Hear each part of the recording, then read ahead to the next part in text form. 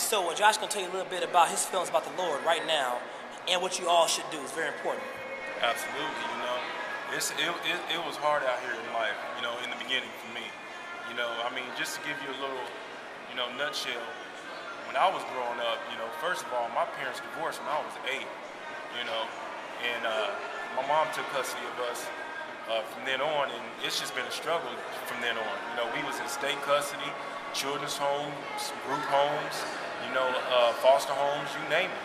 And you couldn't tell by looking at me, but I've been in the system. I lost my father when I was 16.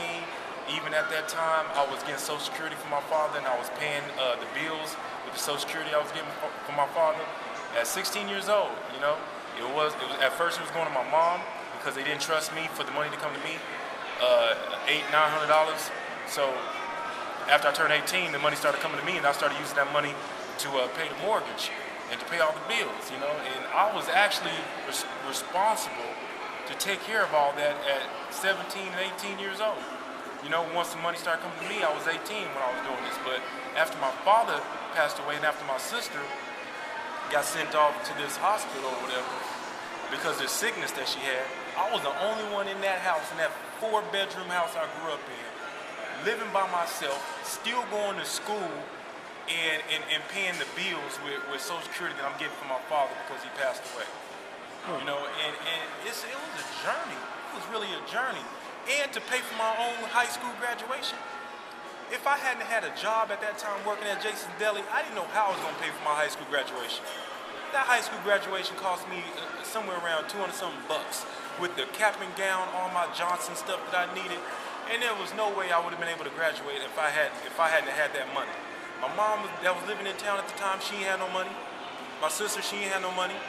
No one else, was going to spring for any $200 for me to graduate or anything like that. So it was because of the grace of God and me having a job at that time when I was a senior in high school, how I was even able to pay for my graduation. At 18 years old.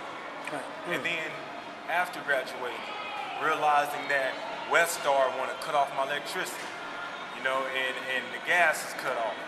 Now I'm up in this house by myself with no gas, no electricity, can't see nothing, taking cold showers. It's a roach-infested house. I see roaches everywhere. It got to the point in the summertime, in the summer of 2001, it was so hot in that house that I started sleeping out in my dad's van that was parked out in the driveway. I would be sleeping out in that van every night. I made it comfortable for myself too. I started cleaning it out and everything before I started sleeping in there, and I started taking my blankets and my covers and pillows that I had in the house, took that in the van. I started sleeping down there because I felt like that van was warmer than or colder actually than my house because it was the summertime, and I remember it was pretty hot at night. So I was trying to get colder. Sometimes I would leave a door open just for some wind to come in. But it was crazy, living like that, living in a van, living in an abandoned vehicle that's been in our driveway for like the last 5, 6, 7 years. And realizing that whenever I go grocery shopping, I can't buy any food that can be refrigerated. Everything that I buy has to be food that can be eaten instantly. So I will go to the store and just buy bread and lunch meat and stuff that can be eaten instantly because I had no electricity. I had no way of refrigerating it. So I was living like that for like 6, 7 months before I got my apartment off the Rock Road.